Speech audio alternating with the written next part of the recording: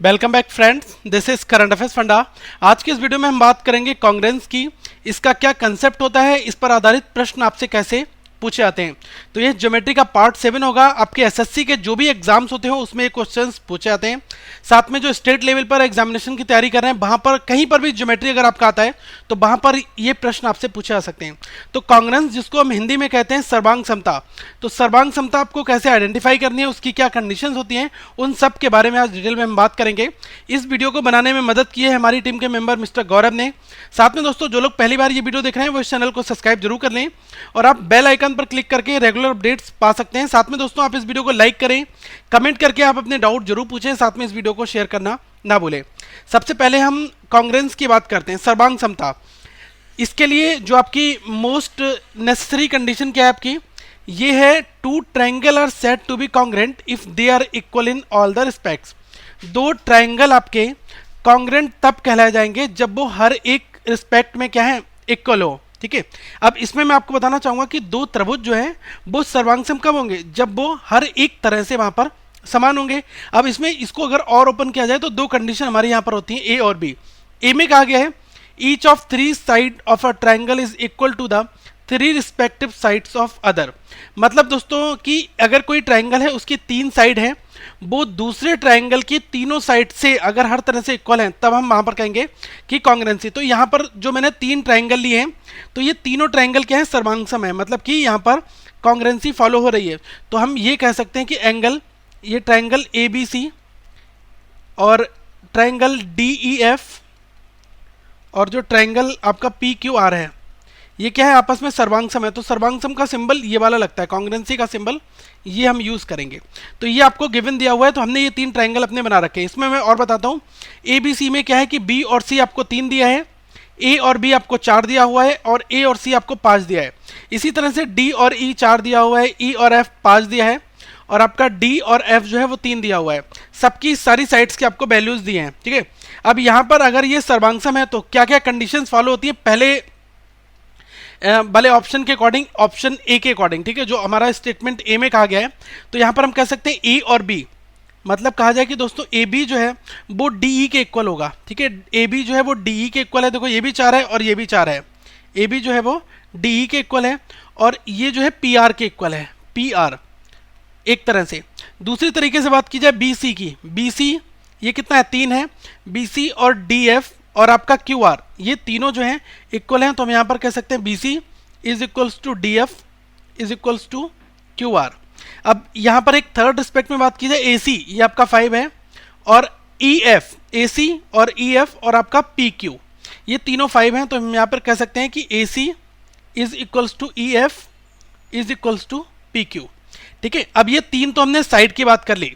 दूसरे में कहा गया each of three angle of a triangle is equal to the three respective angles of other. मतलब कि यहां पर जो इनके बीच में एंगल्स दिए हुए हैं वो भी आपके इक्वल होने चाहिए। ठीक है, इक्वल होते हैं अगर आपका यहां पर कॉन्ग्रेंस का कंसेप्ट लगता है। तो अगर इस हिसाब से देखा जाए दोस्तों, यहां पर आपका क्या है, बी ए सी, मतलब ये एंगल बीटा दिया है, ये आपका एंगल अल्फा दिया है और ये एंगल आपका गामा दिया है। यहाँ पर बीटा अल्फा और गामा, मतलब अल्फा बीटा गामा, इनके बीच में एंगल्स दिए हुए हैं। तो यहाँ पर हम एक चीज कह सकते हैं कि एंगल बी जो होगा, यहाँ से बात की जाए, जो एंगल बी है ये किसके इक्वल होगा, ये होगा आपका एंगल डी के इक्वल। देखो एंगल बी जो है ये आपका एंगल डी के इक्वल होगा और एंगल डी जो है किसके इक्वल होगा, एंगल आर के इक्वल होगा और ये किसके बराबर है, अल्फा के बराबर।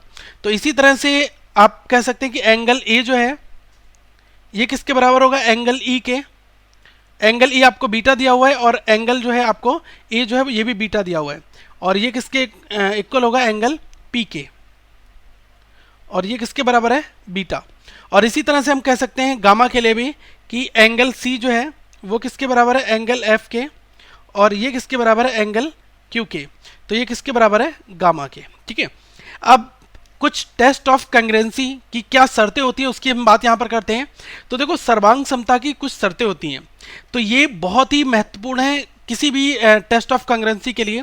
तो सबसे पहली जो कंडीशन है उसको हम कहते हैं एस ए एस, मतलब कि S for side, angle, side, मतलब कि एक साइड, एक एंगल और फिर साइड। ठीक है, अब जैसे क्या है, मैंने यहाँ पर एक ट्राइंगल बना लिया है, ए बी सी हमारा क्या है, एक ट्राइंगल है और दूसरा हमने ट्रायंगल यहाँ पर बना लिया है पी क्यू आर। तो इसमें अगर बात की जाए साइड एंगल साइड की, तो इसमें दो साइड जो है ए बी, ये देखो ए बी जो है ये किसके इक्वल है, पी क्यू के इक्वल है। तो हम कह सकते हैं दो साइड जो है A B equals to P Q, और एक ये साइड है बी सी, ये किसके इक्वल है, क्यू आर। अब देखो ये दोनों जो है इक्वल हो गई। अब एक एंगल जो है एंगल बी, यहां पर हम कह सकते हैं angle B is equals to angle Q.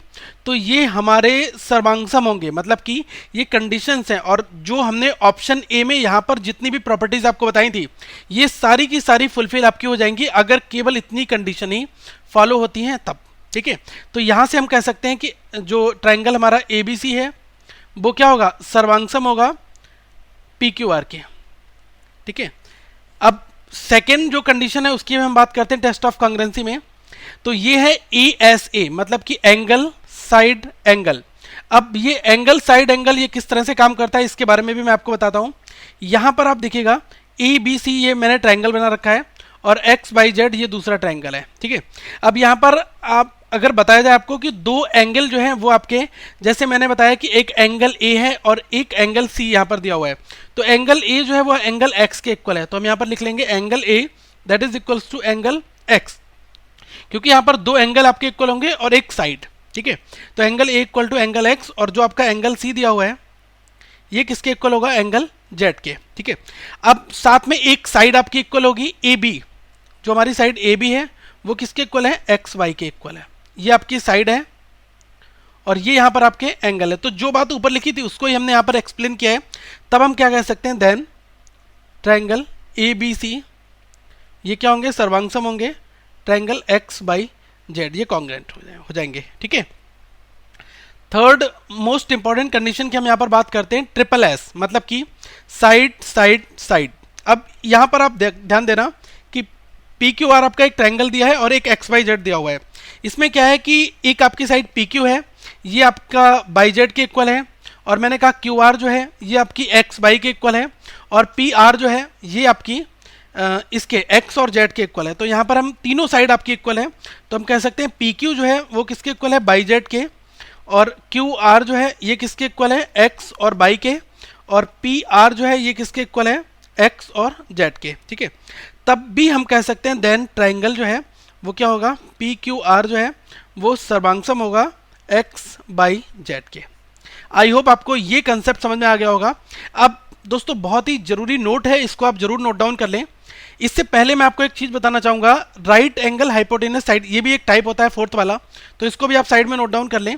इसमें क्या है कि आपका राइट एंगल होना चाहिए और हाइपोटेनियस और साइड, ये इसकी बात यहाँ पर की गई है। तो देखो अगर राइट एंगल है तो क्या है कि आपका एंगल बी जो है ये आपका एंगल पी के इक्वल है। ठीक है, तो हम यहाँ पर कह सकते हैं कि angle B that is equals to angle P, और हाइपोटेनस क्या है इसमें, सबसे बड़ी साइड ए सी, ए सी किसके इक्वल है, क्यू आर के इक्वल है। ठीक है, और साइड की बात अगर की जाए, कोई भी एक साइड ले लो, या तो आप बेस ले लो या फिर आप परपेंडिकुलर ले लो। तो मैंने यहाँ पर बेस ले लिया है, तो बी सी जो है वो किसके बराबर है, पी आर के। तो यहाँ पर कहा गया था कि राइट एंगल होना चाहिए, हाइपोटेनियस और साइड। अब देखो हाइपोटेनियस क्या था, ये था हमारा ए सी इक्वल टू पी आर यहाँ पर। ठीक है, और राइट एंगल की कंडीशन ये बन गई थी और इसका साइड इक्वल हो गई। तो इस केस में भी हम कह सकते हैं then triangle A B C ये सर्वांगसम होंगे ट्रायंगल पी क्यू आर के। ठीक है, अब आगे जो इंपॉर्टेंट नोट है इसको आप जरूर नोट डाउन कर लें। इसमें कहा गया है कि ए मतलब कि अगर एंगल एंगल एंगल ये दिया हुआ है, इसका मतलब है कि any three angles of a triangle is equal to the three angle of the other triangle, then triangle is similar but not congruent. अब मैं इसको आपको डायग्राम से बताना चाहूंगा। इसमें दोस्तों ये बात कही गई है कि कोई भी आपकी तीन साइड जो है अगर वो आपकी इक्वल है दूसरे वाले ट्रायंगल से, तो ये साइड नहीं यहाँ पर एंगल है, अगर तीनों आपके एंगल इक्वल हैं दूसरे वाले ट्रायंगल के एंगल से, तो वहां पर आप ये नहीं कह सकते कि वो कॉन्ग्रुएंट है। ठीक है, वो आपका सिमिलर होगा लेकिन कॉन्ग्रुएंट नहीं होगा। ठीक है, अब यहां पर मैं आपको दो ट्रायंगल बना के दिखा रहा हूं, एक हमारा ए है, ये बी है और ये सी है, और दूसरा हमारा है ये आपका पी है और ये आपका क्यू है और ये आपका आर है। ठीक है, अब यहां पर एक चीज ध्यान देना कि ये मैं आपको एक चीज़ यहाँ पर बताना चाहूँगा कि यहाँ पर आपका फंडा फॉलो कौन सा होगा, वो आपका फंडा फॉलो होगा कि दो एंगल अगर आपके इक्वल हो रहे हैं और दो साइड आपकी इक्वल होंगी और वहाँ पर एक एंगल इक्वल हो जाएगा, तब ये SAS वाला फार्मूला हम यहाँ पर लगा सकते हैं। ये ट्रिपल ए की कंडीशन आपकी फुलफिल कहीं पर नहीं होती। तो देखो अगर लिखा है AB, ये वाली साइड है और ये दोनों साइड है, तो अगर मैंने कह दिया कि AB जो है वो PQ के इक्वल है और QR के इक्वल क्या है आपकी BC है, ठीक है। और साथ में क्या है कि अगर आपको कॉन्ग्रुएंसी दिखानी है तो इन दोनों साइड के बीच में जो एंगल है, ये वाला एंगल B और एंगल Q, ये इक्वल होने चाहिए, तभी आप कह सकते हैं कि हमारा जो ये कंसेप्ट है ये कॉन्ग्रुएंसी का यहाँ पर फॉलो होगा। अगर मैंने ऐसा कह दिया कि ये दो साइड इक्वल है, AB और BC इक्वल टू PQ और QR, मैंने यहाँ पर कह दिया AB is equals to PQ और साथ में मैंने आपको कह दिया कि BC जो है वो QR के बराबर है, और मैंने यहाँ पर ये वाला एंगल दे दिया कि एंगल C जो है ये बराबर है एंगल R के। तो यहाँ पर हम कॉन्ग्रुएंसी फॉलो नहीं कर सकते। उसका रीज़न ये है कि दोनों साइड के बीच का एंगल ही इक्वल होना जरूरी है, तब भी केवल आप यहाँ पर कह सकते हैं कि आपका ट्रायंगल जो है ABC और PQR ये कॉन्ग्रुएंस है, ठीक है। ये चीज़ का आप ध्यान रखना। नेक्स्ट एक क्वेश्चन की हम यहाँ पर बात करते हैं। इसको ये क्वेश्चन जो है आपका SSC सीजीएल टायर 1 में आया हुआ दोस्तों क्वेश्चन है, तो आप इसको एक बार ध्यान से देखना। इसमें कहा गया है इन ट्रायंगल ABC, एक ट्रायंगल ABC है और DF है, इसमें दिया है AB और D दोनों बराबर हैं और BC और EF ये दोनों बराबर हैं। तो आपसे पूछा गया है then one can infer that triangle ABC congruence triangle DF। मतलब आपको क्या करना है यहाँ पर कि दो ट्रायंगल दिए हैं और दो ट्रायंगल में AB और D दोनों बराबर हैं और BC और EF बराबर है। तो आपसे पूछा गया है कि आपको ये वाली कंडीशन सेटिस्फाइड करवानी है किसकी हेल्प से। ये चार ऑप्शन दिए हैं, तो इसमें आपको बताना है कौन सा हमारा बिल्कुल फिट बैठेगा, मतलब ABC और DF कॉन्ग्रुएंस होंगे। तो उसके लिए आपको नेसेसरी कंडीशन बतानी है कि कौन सी ऐसी कंडीशन को हम पुट कर देंगे यहाँ पर तो हो जाएगा। सबसे पहले हम दो ट्रायंगल बना लेते हैं। सबसे पहला हमारा ट्रायंगल है ABC, ये हमने बना लिया A और B और C। एक यही कहा गया है कि दूसरा आपका DEF है, तो यहाँ पर हमने दूसरा ट्रायंगल भी बना लिया D और E और F, ठीक है। अब इसमें कहा गया कि AB और DE आपके इक्वल है, मतलब AB ये वाली साइड जो है ये DE के इक्वल है और BC जो है ये वाली साइड जो है ये किसके इक्वल है, EF के इक्वल है। तो यहाँ पर आपको बताना है कि वो कौन सी कंडीशन जो है वो स्टेट करेगी जिससे आपका ABC और DF जो है ये आपका सर्वांगसम हो जाए, कॉन्ग्रुएंस हो जाए। तो मैंने अभी आपको पीछे बताया था, एक फंडा बताया था SAS वाला। इसमें क्या है कि दो साइड और उनके बीच का एंगल अगर इक्वल हो जाएगा तो वहां पर आप कह देंगे सर्वांगसम है। बहुत आसान क्वेश्चन है। तो यहाँ पर पहला ऑप्शन देखो, angle BAC is equals to angle EDF, क्योंकि सारे सब एंगल की टर्म्स में दिए हैं, इसलिए आप यहाँ पर ये भी नहीं कह सकते कि आप तीनों साइड वाला कंसेप्ट लगा लें, क्योंकि तीनों साइड से कोई लेना देना नहीं रहेगा, क्योंकि यहाँ पर एंगल की टर्म्स में बात की गई है। तो देखो बीच में क्या है कि यहाँ पर कहा गया कि एंगल A जो है ये आपका एंगल D के इक्वल है। तो देखो एंगल A, ये वाली एंगल की बात हो रही है एंगल D के, तो इससे क्या आप बता सकते हैं कि ये हमारा कॉन्ग्रुएंस हो जाएगा? नहीं होगा, क्योंकि दो साइड के बीच में जिस किसी कंडीशन में ये आपका B वाला एंगल और ये E वाला एंगल आपका अगर कहीं पर फुलफिल हो रहा हुआ तो वहां पर हम तुरंत कह देंगे कि ये हमारा जो है ये सर्वांगसम हो जाएगा। अब यहाँ पर आप देखो C और D की बात की गई कि एंगल C जो है एंगल D के इक्वल है, तो पहला ऑप्शन तो नहीं होगा। दूसरा C और D, मतलब कि ये वाला C और ये D, तो ये भी नहीं होगा, दूसरा भी गलत है। तीसरे ऑप्शन में क्या है, angle C that is equals to angle F, तो एंगल C ये है, एंगल F ये है, तो ये भी हमारा फॉलो नहीं होगा। तो ये स्टार्टिंग की तीन कंडीशन फुलफिल नहीं हो रही है। अब लिखा है कि एंगल ABC, मतलब कहा जाए कि एंगल B जो है वो किसके इक्वल है, एंगल E के। अब यहाँ पर एंगल B और एंगल E जैसे ही इक्वल हो जाएंगे तो ये क्या है, एंगल इक्वल हो गया, और साइड कौन सी थी, AB और ये BC, और यहाँ पर देखा जाए कि ये किसके इक्वल थी, DE के इक्वल थी, और ये आपकी EF के इक्वल थी। तो ये दोनों साइड इक्वल हैं और साथ में एंगल भी दोनों के बीच का इक्वल हो गया, तो यहाँ पर हम कह सकते हैं ये हमारा सर्वांगसम हो जाएगा, कॉन्ग्रुएंस हो जाएगा।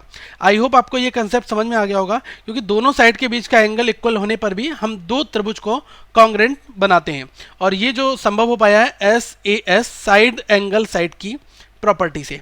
तो इसलिए हमारा ऑप्शन नंबर 4 जो है वो राइट आंसर हो जाएगा। आई होप आपको ये कंसेप्ट समझ में आया होगा। दोस्तों अगली वीडियो में हम बात करेंगे सिमिलरिटी की, फिर इसके बाद कुछ और प्रश्न जो आपके एग्जाम्स में आए होंगे उनको भी हम यहाँ पर डिस्कस करेंगे। तो अभी तक अगर आपने ज्योमेट्री की सारी वीडियोस नहीं देखी हैं तो आप यहाँ पर देख सकते हैं, और इस लोगो पर क्लिक करके आप चैनल को सब्सक्राइब करना ना भूलें। आप हमें फॉलो कर सकते हैं, ट्वीट कर सकते हैं यहाँ पर, और इस वेबसाइट को रेगुलर विजिट करें दोस्तों, ताकि आपको नए नए अपडेट्स मिल सकें। और इस वीडियो को लाइक करें, चैनल को सब्सक्राइब करना ना भूलें, और इस वीडियो को ज़्यादा से ज़्यादा शेयर भी करें। Thank you friends, have a good day.